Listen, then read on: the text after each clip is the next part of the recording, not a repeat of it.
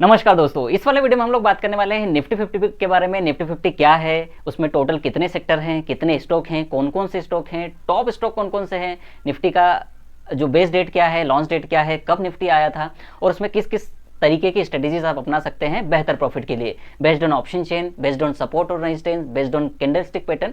पूरा वीडियो है, detailed analysis है निफ्टी 50 का और उससे किस तरीके से आप प्रॉफिट जनरेट कर सकते हैं ऑप्शन। ओके, तो समझते हैं निफ्टी 50 इंडेक्स क्या है। स्लाइड पर आइए। स्लाइड में आपको दिखेगा कि इसकी जो बेस डेट है 1995 है और ये रिप्रेजेंट करता है निफ्टी 50। जो निफ्टी 50 है वो नेशनल स्टॉक एक्सचेंज का इंडेक्स है जो टॉप 50 या टॉप ब्लू चिप कंपनीज या लार्ज कैप 50 कंपनीज को रिप्रेजेंट करता है। इन कंपनीज का वेटेज इंडेक्स में फ्री फ्लोट मार्केट कैप के हिसाब से होता है और इंडेक्स जो रिव्यू होता है सेमी एनुअली, मतलब हर 6 महीने में होता है, मार्च और सितंबर में, using 6 month average data of January 31 से जुलाई 31, जो 6 महीने का डेटा होता है उसके हिसाब से होता है। और इंडेक्स का जो कंस्ट्रक्शन होता है वो इस बेस पर होता है। देखो, निफ्टी 100 में से ही चूज की जाती है।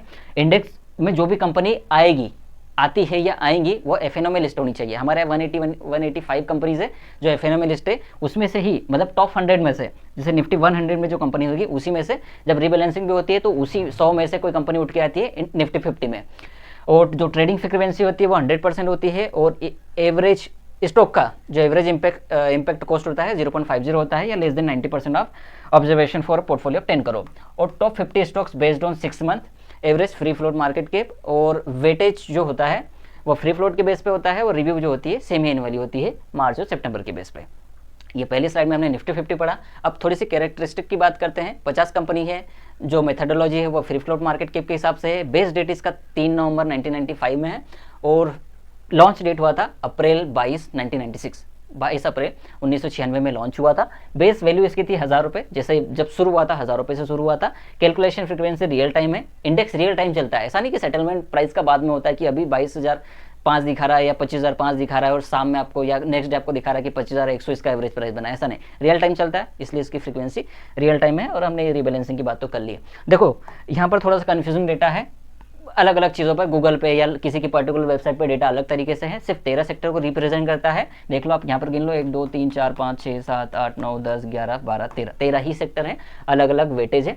अब ये भी डेटा गलत है, ये एनएससी से ही लिया है मैंने, लेकिन फिर भी मैं आपको एनएससी की वेबसाइट पे जाके दूसरा डेटा बताने वाला हूँ नेक्स्ट स्लाइड में। तो आप ये देख लो कि हाईएस्ट क्या है। अब परसेंटेज के हिसाब से मत जाओ कि यहाँ पर 32 है या 33 है। हाईएस्ट जो सेक्टर है जिसका वेटेज है उसका है फाइनेंशियल सर्विसेज का, फिर आईटी है, फिर ऑयल एंड गैस है, फास्ट मूविंग कंज्यूमेबल गुड्स है, ऑटोमोटिव है या ऑटोमोबाइल आप बोलो, हेल्थ केयर है, कंस्ट्रक्शन है, टेलीकम्युनिकेशन, इसको हम टेलीकॉम बोलते हैं, मेटल माइनिंग है, पावर है, कंज्यूमर ड्यूरेबल्स है, कंस्ट्रक्शन मटेरियल है और सर्विसेज है। अब थोड़ी सी नेक्स्ट स्लाइड पे जाते हैं, आपको यहाँ पर थोड़ा सा दिखेगा। अब देखो 1995 से पहले ये देखो आप यहाँ पर, ये 2024 का ही डेटा है। हालांकि रनिंग है, अभी रीबैलेंसिंग हुई होगी तो हो सकता है चेंज हो गया हो, लेकिन ये चीज़ आपको मैंने अभी डाउनलोड किया है एनएससी की वेबसाइट से, 50 साल का डेटा है।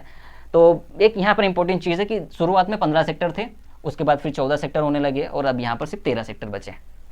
1995 में, फिर 10 साल बाद, फिर 4 साल बाद, फिर 6 साल बाद, आप देखो अलग अलग टाइम पे सेक्टर का वेटेज भी अलग अलग हुआ। जैसे कि आप ये देखोगे 2019 में फाइनेंशियल सर्विसेज का वेटेज 41-42% था, लेकिन अब 33 है। तो ये मार्केट के हिसाब से, इकोनॉमी के हिसाब से और कंपनीज के ग्रोथ के हिसाब से चेंज किया जाता है। अगर किसी का सवाल है कि क्यों किया जाता है, तो ग्रोथ के हिसाब से। अगर कंपनियां या वो सेक्टर परफॉर्म नहीं करता है और दूसरे सेक्टर परफॉर्म करते हैं तो उनके वेटेज को बढ़ाया जाता है और आउटलुक जो होता है सेक्टर के प्रति उस हिसाब से उसमें चेंज किए जाते हैं। इसी को रीबैलेंसिंग कहा जाता है। जैसे टेक्सटाइल और कंज्यूमर सर्विसेज थे, कंज्यूमर सर्विसेज तो अभी भी है लेकिन टेक्सटाइल अब हमारे इसमें नहीं है निफ्टी 50 में। ये कुछ 50 कंपनीज हैं जिनको आप नोट करके रख सकते हैं, आप चाहे तो स्क्रीनशॉट ले सकते हैं। और अगर यही पीडीएफ जो मैंने बनाया है आपको चाहिए हो तो मुझे हाई कीजिए व्हाट्सअप पे, मेरा नंबर है 9039912529, आपको वो मिल जाएगा। ये आप स्क्रीनशॉट ले सकते हैं। ये टॉप 50 कंपनीज है और इसके बाद ये टॉप 50 है। बेसिकली मैं गलत बोल रहा हूँ, वो टॉप 50 नहीं है। अल्फ़ाबेट के हिसाब से 25 कंपनी पहले, 25 कंपनी बाद में, वेटेज के हिसाब से नहीं है। तो ये थोड़ा सा ध्यान रखिएगा। मेरी एक निफ्टी 50 पे पहला भी एक वीडियो बना हुआ है, आप वहाँ पर जाके देख सकते हैं। वहाँ पर आपको हर स्टॉक का वेटेज मिल जाएगा पुराने वाले वीडियो में। ये 12 कंपनीज हैं जो इंसेप्शन, जब से शुरू हुआ इंडेक्स उसके बाद इसमें कभी भी चेंज नहीं हुआ है, मतलब बाहर नहीं हुई कोई कंपनी। ये 12 कंपनीज हैं, आप चाहे तो इसका भी स्क्रीनशॉट ले सकते हैं। अब यहाँ पर देखिए, निफ्टी टोटल रिटर्न इंडेक्स की बात कर रहे हैं। यहाँ पर एक थोड़ी सी बारीक चीज़ भी बताने वाला हूँ मैं, इसको समझिएगा। 1999 से, जून 1999 से इसका जो रिटर्न है CAGR, ठीक है, वो है 14%। फिर उसके बाद 15%, 2015 साल का, 10 साल का, 7 साल का, 5 साल का, 3 साल का और 1 साल का। यहाँ पर मैं डिफरेंस क्या बताने चाह रहा था आपको कि यहाँ पर अगर आप देखेंगे 30% है 1 साल का return Nifty total return index का, क्योंकि बुल मार्केट है। अब आप देखोगे ना, ऑन एवरेज रिटर्न इसका 14 से 15% के बीच में है। 20 साल का मान लो, 25 साल का मान लो, 10 साल का मान लो, उतना ही है, 14 से 15% का रिटर्न। तो जब आप किसी स्टॉक या किसी इंडेक्स को एनालाइज करते हैं तो आपको ये ज़रूर देखना चाहिए, क्योंकि फ्यूचर के लिए अगर आप थोड़ा सा आपका नज़रिया 5 साल, 10 साल, 3 साल या 15 साल का है, तो आपको उसका CAGR जो देखना चाहिए, पिछले 5 साल का, पिछले 3 साल का, पिछले 10 साल का देखना चाहिए। अगर करंट ईयर का CAGR देखेंगे आप, या करंट ईयर की सेल्स ग्रोथ का CAGR देखेंगे, या प्रॉफिट का CAGR देखेंगे, तो आपको डेटा गलत मिल सकता है। ये नहीं बोल रहा हूँ कि वो गलत डेटा है, आपका आउटलुक अगर लंबा चौड़ा है तो आपको ज़्यादा समय के लिए देखना चाहिए। और अगर उसके अलावा कोई दूसरा आप देखना चाहे तो फिर कंपनी का बिजनेस मॉडल देखिए, वहाँ का मैनेजमेंट देखिए, कहाँ के लोग हैं, पहले उन्होंने क्या उखाड़ा है, अब क्या कर सकते हैं। फिर आप सेक्टर का आउटलुक देखिए, उसके बाद देखिए कि इंडस्ट्री किस तरीके से चलने वाली है। कोई मेजर जैसे स्वॉट एनालिसिस करते हैं हम लोग, वो आपको देखना ज़रूरी है। तो सिर्फ आप CAGR के बस पे और फर्स्ट ईयर या एक ही साल का करंट ईयर का CAGR देख के आप किसी स्टॉक पर आउटलुक नहीं लगा सकते या प्राइस को प्रिडिक्ट नहीं कर सकते। ये एक मेन मुद्दा था। वैसे आप ये भी एक इन्फॉर्मेशन है निफ्टी टोटल रिटर्न इंडेक्स की, आप चाहें तो इसको नोट कर सकते हैं और यूजफुल है इसलिए बताया। अब हम कुछ स्ट्रेटेजीज की बात करते हैं बेस्ड ऑन सपोर्ट रेजिस्टेंस। इसके बाद हम 2 और स्ट्रेटेजीज पे बात करेंगे किस तरीके से आप एनालाइज कर सकते हैं। यहाँ पर बेस्ड ऑन सपोर्ट रेजिस्टेंस में मैंने एक और चीज़ इंक्लूड की है, 30 से 40 मिनट का टाइम रेंज शुरू का।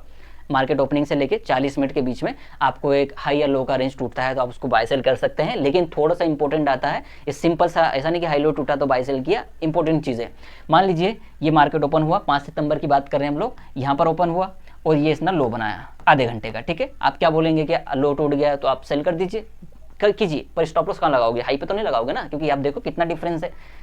ये देखो, क्योंकि हमको रिस्क रिवॉर्ड भी तो देखना है ना, यहाँ का डिफरेंस नहीं देखना है, इधर भी तो प्रॉफिट देखना है कि प्रॉफिट कितना मिल रहा है इतनी रिस्क के ऊपर। यहाँ पर चीज़ों को समझिए, आपको क्या दिख रहा है कि आधे घंटे तक 1 कैंडल, 2, 3, 4, 5, 6, 7, 8, 9 कैंडल में 45 मिनट पे भैया 220 रुपये ही आपका रेजिस्टेंस बना हुआ है। तो आपका जो रेजिस्टेंस है वो ये है, ना कि ये है। तो जैसे इसके पार निकलेगा आपको एग्जिट करना है, यहाँ पर आएगा तो फिर से सेल कर लेना, लेकिन यहाँ पर एग्जिट बनेगी, ठीक है। तो लो आपका टूटेगा 30 मिनट रेंज के हिसाब से। ये आपका हाई था, ये आपका लो है, लो ब्रेक हुआ। अब लो ब्रेक हुआ उसके भी रीज़न समझो कैसे, मतलब किस तरीके से ब्रेकडाउन मिलना चाहिए। ये पहला लो, ये टेस्ट हुआ और टेस्ट होने के बाद जैसे ही ये निकलेगा तब आप यहाँ पर एंटर करेंगे। ये आपका SL रहेगा और उसके नीचे जो भी प्रीवियस स्विंग लो रहेगा वो आपका टारगेट रहेगा। तो इस तरीके से आप 30 मिनट टाइम रेंज के हिसाब से सपोर्ट और रेजिस्टेंस कैसे बन सकते हैं वो आप डिसाइड करते हैं। दूसरी स्लाइड पे चलते हैं और इसका और आपको बताता हूँ मैं। यहाँ पर देखिए, इस वाले चार्ट को देखिए, 30 मिनट का हाई लो मार्क किया, जैसे ही अब देखो यहाँ पर आपका लो ये हो सकता है, ये लो आपका है, ये आपका हाई है, ठीक है। अब देखो इसमें आपको बहुत सारी चीज़ें बताने वाला हूँ इसी चार्ट में। ये 6 तारीख का चार्ट है, इसको ध्यान रखिएगा, आने वाली स्लाइड में आएगा ये। इसको हम 2 तरीके से एनालाइज करने वाले हैं। पहला तो हाई लो से आपने निकाला, ये आपका एंट्री हो गया, ये आपका स्टॉप लॉस हो गया, सेल का ट्रेड बन रहा है आपका। अब इसको हम देखते हैं, ठीक से देखिए। देखो ये 4 तारीख का चार्ट है, ये 5 का है और ये 6 तारीख का है, ठीक है। इसको इंपॉर्टेंट है, जैसे ही 4 तारीख का लो आपका ब्रेक हुआ यहाँ पर, ये देखो ये लो है, तो आपको है कि भैया 2 दिन का लो ब्रेक हो गया। 2 दिन का जो प्राइस जो सपोर्ट बना हुआ था वो भी आज ब्रेक हो गया, मतलब मार्केट वीक हो गई है। तो यहाँ से आप इसको सेल करते हैं। ये दूसरी स्ट्रेटेजी है। पहली हमने लो के हिसाब से 30 मिनट की लो के हिसाब से सेल की। दूसरा आपको कंफर्मेशन मिला कि 2-3 दिन का लो भी टूट गया भाई साहब, मतलब वीकनेस बढ़ गई है, ये एक है। इसी में मैं आपको एक और स्ट्रेटेजी बताऊंगा, अब उसको देखो इसमें मिलेगी या नहीं मिलेगी, बेस्ड ऑन कैंडलस्टिक में मिलेगा। अब यहाँ पर पिछला हमने सपोर्ट रेजिस्टेंस देखा, 2 दिन 3 दिन का लो देखा कि लो टूटा तो मतलब सपोर्ट टूट गया तो वो हो गया। इस तरीके से आप कर सकते हैं। और 30 मिनट रेंज स्ट्रेटेजी 2 बता दी। तीसरी आप कैंडल देखो। अब चार्ट की बात में हम सिर्फ कैंडल देखेंगे। देखो एक तो ये राउंडिंग बॉटम है, उसको छोड़ो। अब यहाँ पर देखो, जब भी आपको एक बुल रन दिखाई देता है, चाहे वो डेली हो मंथली हो, पर हम 5 मिनट के टाइम पे बात करते हैं कि मार्केट अगर ऑलरेडी रिस्क रिवॉर्ड के रेशियो से अच्छा खासा मूवमेंट ऊपर दे चुका है, तो जब भी यहाँ पर इस तरीका को कैंडल बनता है, चाहे वो डोजी बने, चाहे वो स्पिनिंग टॉप बने, चाहे स्पिनिंग बॉटम बने, या चाहे वो शूटिंग स्टार बने, चाहे वो हैंगिंग मैन बने, टॉप पर, ये सारे टॉप वाले हैं, ठीक है, क्योंकि हमको सेल करना है। तो टॉप पर जब भी आपको इस तरीके का मिलेगा, इसका लो से आप सेल कीजिए, इसके हाई को आप स्टॉप लॉस रखिए और उस प्रीवियस लो को आप टारगेट रखिए। ये है एक कैंडल पैटर्न, इस तरीके से आप ट्रेड कर सकते हैं।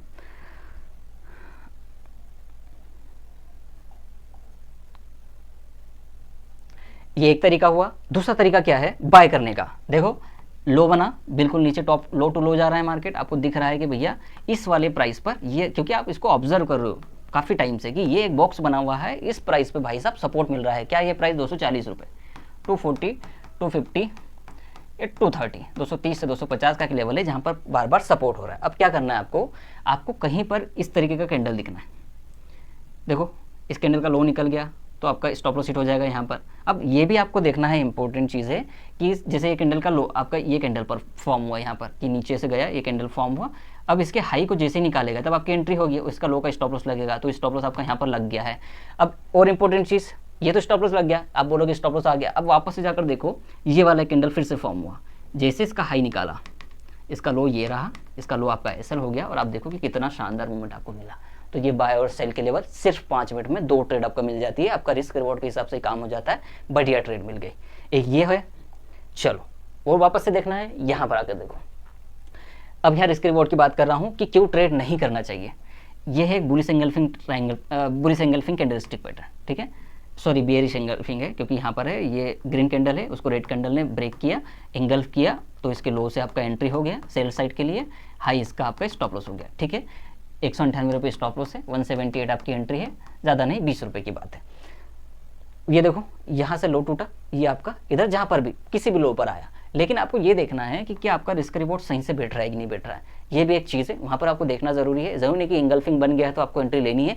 अगर आपके रिस्क रिवॉर्ड के फेवर में है, नीचे अगर आपको कोई ऑप्शन चेन पे सपोर्ट ना दिखाई दे या चार्ट पर सपोर्ट ना दिखाई दे, मान लीजिए क्या होता कि ये हाई से आ रहा है और यहाँ पर कंसोलिडेट कर रहा है और यहाँ पर बियरिश इंगल्फिंग बन रहा है, बुलिश नहीं बन रहा है, तो आपको देखना है कि मेरा सपोर्ट रेजिस्टेंस कहाँ आ रहा है, कहीं वहीं पर सपोर्ट तो नहीं है। ऐसा होगा नहीं, पर हम क्योंकि हम लोग यहाँ पर देख रहे हैं कि नीचे से ऊपर गया है तब कर रहे हैं सेल, तो यहाँ पर वो फेवरेबल है। लेकिन अगर यहीं पर कहीं पर होता तो फेवरेबल नहीं होता वो सेल ट्रेड आपके लिए, क्योंकि वो सपोर्ट के आसपास है, तो वहीं से वो वापस जा सकते हैं, तो आपको स्टॉप लॉस हिट होने की संभावना ज़्यादा होती है। बेस्ड ऑन कैंडलस्टिक पैटर्न ये चीज़ बहुत इंपॉर्टेंट है। और क्यों हो सकता है आपके लिए नॉन फेवरेबल, क्योंकि अगर यहीं पर है और यहीं पर घूमता रहा तो थीटा आपका स्टॉप लॉस हिट कर जाएगा, और कहीं नहीं गया तो भी स्टॉप लॉस हिट होगा।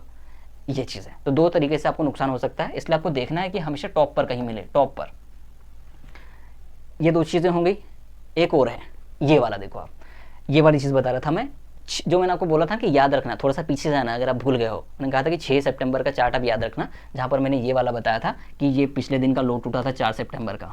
यहाँ पर आप देखोगे ये नीचे खुला, नीचे से ऊपर गया और आपको ये वाला दिखा, ये वाला कैंडल पैटर्न, इसको बोलते हैं हल्का फुल्का शूटिंग स्टार बोल सकते हो आप, बहुत बढ़िया काम करता है ये, या बोलते इसको हैमर भी बोलते हो आप, उल्टा हैमर, इन्वर्टेड हैमर। ये जो होता है ये बनता है आपका एक बेस्ट ट्रेड लेवल कि टॉप पर है, टॉप पर हाई लो पर स्टॉप लॉस लगा दो और आपका बहुत बढ़िया प्रॉफिट बनता है। अब यही ट्रेड यहाँ पर भी आपको दिखेगी, इसको मैं नेक्स्ट वाले स्लाइड में दिखाता हूँ। देखो ये आपका प्रीवियस हाई बन गया, इसको प्रीवियस स्विंग हाई बोलते हैं, और वापस इसको रीटेस्ट किया, लेकिन वहाँ पर आपको एक कैंडल फॉर्म दिखा, तो वो बताता हूँ मैं को आने वाली स्लाइड में। इसको हमेशा याद रखो कि अगर किसी भी स्टॉक में गैप डाउन हुआ, ऊपर गया, या गैप अप हुआ उसके बाद भी ऊपर गया, जैसे यहाँ पर क्लोज हुआ था, गैप अप हुआ और वहाँ पर इस तरीके का कैंडल है, या गैप डाउन, यहाँ पर प्राइस था लास्ट डे क्लोज था, गैप डाउन हुआ, ऊपर गया और यहाँ पर इस तरीके का कैंडल बनता है, तो भी आप इसको आराम से सेल करेंगे, बहुत अच्छा पैसा बनेगा। नहीं भी बनेगा, स्टॉप लॉस बहुत छोटा माइनर लगेगा, इस चीज़ को मत भूलना, ठीक है। चलो अब हम इस वाले पे चलते हैं जो मैं बता रहा था, ये इसका जूम है, ठीक है भाई साहब, ये इसका जूम है, ये वाला। यहाँ पर देखो आप प्रीवियस स्विंग, यहाँ पर एक तरीके का आपका कैंडल बना, जिस भी कैंडल में बड़ी लेग्स हों वो कैंडल आपका ट्रेड है, सिंपल सी बात है। चाहे वो शूटिंग स्टार बने, चाहे आपको नाम आते हो नहीं आते हो, कोई फर्क नहीं पड़ता कि वो डोजी है, शूटिंग स्टार है, हैंगिंग मैन है, क्या है, कोई फर्क नहीं पड़ता। टॉप पर है सेल करो, बॉटम पर है बाय करो। स्टॉप लॉस बहुत छोटा लगेगा, किसी का बाप उस रेशियो से काम नहीं करा सकता आपको, वो आप ही कर सकते हो ना, मैं भी नहीं दे सकता वो ट्रेड आपको, आप ही करोगे वो चीज़, वो आपको ही देखना पड़ेगा। अब डेल्टा आपको देखना है कि 6 के डेल्टा का ट्रेड लेना है, मतलब 0.6 का लेना है, 0.5 का लेना है, मतलब एट द मनी लेना है, इन द मनी लेना है, डीप इन द मनी लेना है, वो आपको डिसाइड करना है। वो मैं नहीं बताऊंगा आपको, उस टाइम पे नहीं बताने होगा ना, वो आपका पॉइंट ऑफ व्यू है, वो आपका ट्रेडिंग का स्ट्रेटेजी रहेगा। ये आपका एंट्री लेवल हो गया क्योंकि लो तोड़ दिया, ये आपका हाई आपका स्टॉप लॉस हो गया, और ये देखो क्या शानदार ट्रेड है, ठीक है। 10 रुपये का फ्यूचर में स्टॉप लॉस है और 100 रुपये का टारगेट, 860 850, आप खुद देख लो, ये 860 और 950 आप खुद देख लो ना क्या रिस्क रिवॉर्ड है। ये होता है बेस्ड ऑन कैंडल। अब बेस्ड ऑन ऑप्शन चेन, यहाँ पर वो उतनी स्लाइड्स मेरे पास नहीं है, लेकिन फिर भी जितना भी अवेलेबल डाटा है, जितना मैं समझा सकूँगा आपको बिल्कुल समझाऊंगा। इस स्लाइड को यहाँ से यहाँ तक ही देखना, यहाँ तक, इससे ज़्यादा मत देखना, ठीक है। ये इतना ही काम का है आपका, क्योंकि इसी पर समझाना है मुझे। आप सब भूल जाओ, सारे प्राइजेस भूल जाओ, सब भूल जाओ। अब यहाँ पर सिर्फ ऑप्शन चेन को देखना है मैं क्या क्या बोल रहा हूँ, क्योंकि ये सबसे इंपॉर्टेंट है। इसमें मिस किया दिक्कत आ जाएगी। देखो यहाँ पर देखेंगे, ये OI का है, ठीक है। जब भी आप सेंसिबल पे जाओगे OI को क्लिक करोगे, LTP रहेगा, OI होगा, OI चेंज होगा, आपको सिर्फ OI पे क्लिक करना है और ये सारी चीज़ें देखनी है ना, चेंज देखना, कुछ नहीं देखना, फिलहाल ये चीज़ देखनी है। जब जहाँ पर भी आपको सबसे ज़्यादा राइटर दिखे, सबसे ज़्यादा कॉल का OI दिखे, मतलब वो कॉल राइटर का जोन है, वहाँ से सेलिंग आएगी, वो रेजिस्टेंस है। और जहाँ भी सबसे ज़्यादा पुट OI दिखे, ये ग्राफ जितना ज़्यादा आगे तक दिखेगा, जितना बड़ा रहेगा, वो आपका एक बाइंग लेवल होगा और ये आपका सेलिंग लेवल होगा। क्या होगा, पहले तो इस वाले चार्ट में देखेंगे आप कि कहीं भी आप ग्राफ में, चार्ट नहीं है, कहीं भी आपको पुट OI नहीं दिख रहा है, मतलब बायर इंटरेस्टेड ही नहीं है इसमें, इस कंडीशन में। सेलर इंटरेस्टेड है, 25,200 पे सेलर इंटरेस्टेड है, 100 पे भी सेलर इंटरेस्टेड है और 25,000 पे भी इंटरेस्टेड है। मैं बोलता हूँ मंडे वो 25,000 पे सबसे ज़्यादा दिखेगा। ये 66 है ना, पक्का मान लो 80 लाख 90 लाख इतना तो दिखेगा आपको, क्योंकि वो इतना शिफ्ट हो रहा है नीचे से। मतलब सेलर क्या कर रहा है, 25,200 को भी नहीं सेल कर रहा, वो 25,000 पे सेलर है, मतलब वो और दबा रहा है मार्केट को, और दबा रहा है। और ये बंदे और जगह छोड़ के और नीचे नीचे जा रहे हैं कि नहीं हम तो और 25,800 पे, 24,800 पे बाई करेंगे, 24,600 पे बाई करेंगे, 500 पे बाई करेंगे। ये चीज़ें होती है। इसका मतलब है कि सेलर तगड़ा है, शॉर्टिंग आएगी, पुट ऑप्शन बाय करना है, कॉल ऑप्शन को सेल करना है। यही डेटा अगर उल्टा हो जाएगा, इधर छोटे छोटे ग्राफ बनने लग जाएंगे, इधर लंबे लंबे ग्राफ बनने लग जाएंगे, मतलब कि बायर का मार्केट है। किसी भी कंडीशन में जहाँ पर भी सबसे ज़्यादा OI हो, वहाँ पर अगर प्राइस आता है वहाँ पर बाई कीजिए, इधर मतलब ही नहीं है सेल करने का, तो पुट ऑप्शन बाय कीजिए, कॉल को सेल कर सकते हैं।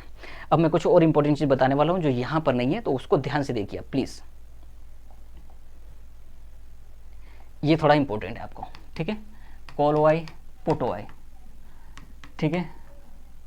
और यहाँ पर आपकी होगी स्ट्राइक, इसको समझो। 24,900, 800, ये 800 यहाँ पे आएगा और इसको हमने लिख लिया 25,000, ठीक है। ये हमारा 25,000 हो गया, ठीक है। अब यहाँ पर देखिए बहुत इंपॉर्टेंट बात बता रहा हूँ, इसको मैंने स्ट्राइक को यहाँ नहीं लिखना चाहिए, स्ट्राइक मैंने यहाँ लिखनी थी 24,800, 900, 25,000, 25,100 और 25,200, ठीक है। इसको देखो। अब इस कंडीशन में आपको बहुत इंपॉर्टेंट देखना है, किसी भी टाइम फ्रेम की बात कर रहे हैं, किसी भी टाइम रेंज की बात कर रहे हैं, फ्रेम की बात नहीं कर रहा हूँ। 2 बजे हो, 1 बजे हो, 3 बजे हो, 2 बजे हो, किसी भी टाइम, 9:50 हो, 9:45 हो, कोई कैंडल से मैटर नहीं, कोई टाइम का मैटर नहीं। एक बात ये भी समझ लो, लोग चूतिया बनाते हैं कि भैया इस टाइम पे ट्रेड करना चाहिए, उस टाइम पे ट्रेड करना चाहिए, उनको कुछ नहीं बोलना चाहिए, उनकी सुनना ही नहीं चाहिए, ठीक है। अब यहाँ पर देखो, अगर सबसे ज़्यादा कॉल OI वन साइडेड हो, पुट OI ऐसा हो, 5 लाख, 15 लाख मान लो, 16 लाख मान लो, 18 लाख मान लो, 20 लाख मान लो, और यहाँ पर हो 188, 190, 210, इस तरीके का अगर आपको दिखे, सब कुछ छोड़ के कॉल सेल कर लो, पुट ऑप्शन को बाय कर लो, कुछ नहीं। अब यहाँ पर एक चीज़ थोड़ी इंपॉर्टेंट है, वो समझा रहा हूँ। मान लीजिए प्राइस चल रहा है 24,800 रुपये और इस तरीके की चीज़ें आपको दिख रही है, और मान लो मार्केट में स्पाइक आ गई, वो चल गया 24,920 रुपये, 950 रुपये। आंख बंद करके कॉल ऑप्शन को सेल कर दो, क्योंकि वो स्पाइक टिकेगा ही नहीं, क्योंकि वो ऑप्शन चेन में आपको रिफ्लेक्ट कर रहा है। यही चीज़ उल्टी अगर दिख जाए आपको कि यहाँ पर बड़े बार हैं, मतलब पुट OI बहुत ज़्यादा है, कंपैरिजन कॉल OI, ये है 20 लाख, ये 25 लाख, ये मान लो 22 लाख, ठीक है, और ये है 190, 210, 300, 3 करोड़ का है OI। एक्सपायरी के दिन पर ज़्यादा दिखेगा, बुधवार गुरुवार, ये हमेशा दिखेगा आपको। अगर इस तरीके का है तो कर लो। दोस्त एक कंडीशन क्या हो सकती है और ऑप्शन चेन में, उसको समझ लो। यहाँ भी बहुत ज़्यादा है और यहाँ भी बहुत ज़्यादा है, एक ही स्ट्राइक पे। यह ऐसा हो सकता है, एक स्ट्राइक पे बहुत ज़्यादा है पुट OI, कहाँ पर 25,000 पे 2 करोड़ OI, ठीक है। यहाँ पर है 2 करोड़ 10 लाख, यहाँ है 2 करोड़ 20 लाख कॉल साइड, तो यही रहेगा मार्केट, कहीं भी नहीं जाएगा। ये बंदा जगह छोड़ेगा, ये दो तो नहीं छोड़ने वाले। और ऐसा हो कि यहाँ 220 है और यहाँ पर दीजिए आपको 170 है, उन्हें दीजिए 160 है, आपको दीजिए 25,900 पे भी बंदा बैठा है, चाहे वो 2 करोड़ 20 लाख ना हो, वो बैठा है 1 करोड़ 60 लाख पे, फिर भी मार्केट कहीं नहीं जाएगी, नीचे ही रहेगी या फिर वहीं पर रहेगी, प्रीमियम खाता जाएगा आपका, ये बंदा आपका किसी काम नहीं आने वाला।